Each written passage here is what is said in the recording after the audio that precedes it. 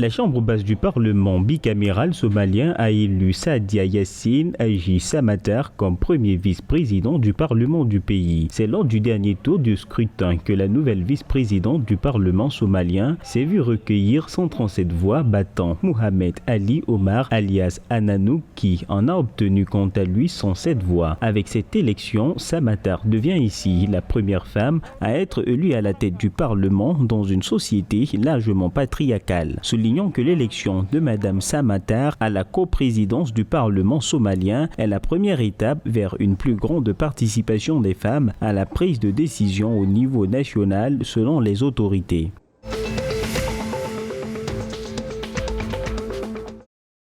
Dans la série de violences qui se perpétuent dans la partie nord-est du Soudan, notamment au Darfour, 3 nouvelles personnes ont de nouveau perdu la vie selon les sources locales. Les sources locales indiquent également que cette attaque qui s'est produite le 29 avril 2022 a été déclenchée par des fusillades dans la capitale de l'État du Darfour occidental. Rappelons que le Darfour occidental est en proie depuis une semaine à des violences meurtrières entre membres de la communauté massalide et combattants arabes.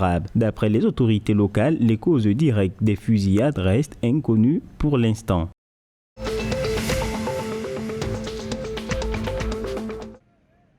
Le ministère des Transports sud-soudanais annonce la transition au numérique du pays avec notamment les immatriculations de voitures à moteur qui circulent dans le pays. Ceci avec la mise en place d'un système d'enregistrement numérique des journaux de bord des véhicules et des motos afin de réguler leurs déplacements à travers le pays. À cet effet, le ministre a indiqué que les véhicules déjà enregistrés devront soumettre à nouveau leurs documents afin qu'ils soient entrés dans le nouveau système pour recevoir un journal de bord numérisé. Par ailleurs, ce nouveau projet permettra de mettre fin à la guerre entre les propriétaires de véhicules et de motos qui ont été soumis au renouvellement annuel des journaux de bord par la direction de la police de la circulation.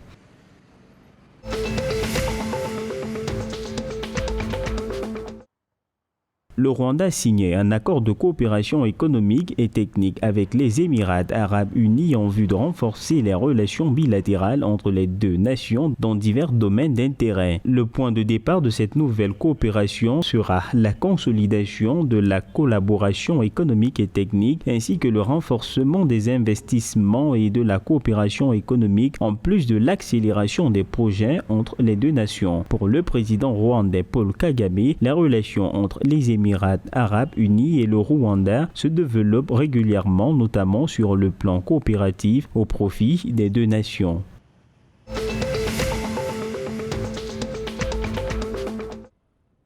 Les autorités tanzaniennes annoncent pour les prochains jours une rencontre entre les membres syndicats pour discuter de diverses questions concernant le bien-être des travailleurs. À ces discussions s'ajoute également l'annonce du gouvernement de promouvoir 92 000 fonctionnaires avant juin de cette année. La priorité étant donnée à ceux qui sont sur le point de prendre leur retraite selon les autorités. Pour la ministre d'État, le gouvernement continuera à travailler sur les défis auxquels sont confrontés les employés et les membres de la fonction publique pour une meilleure prestation de service.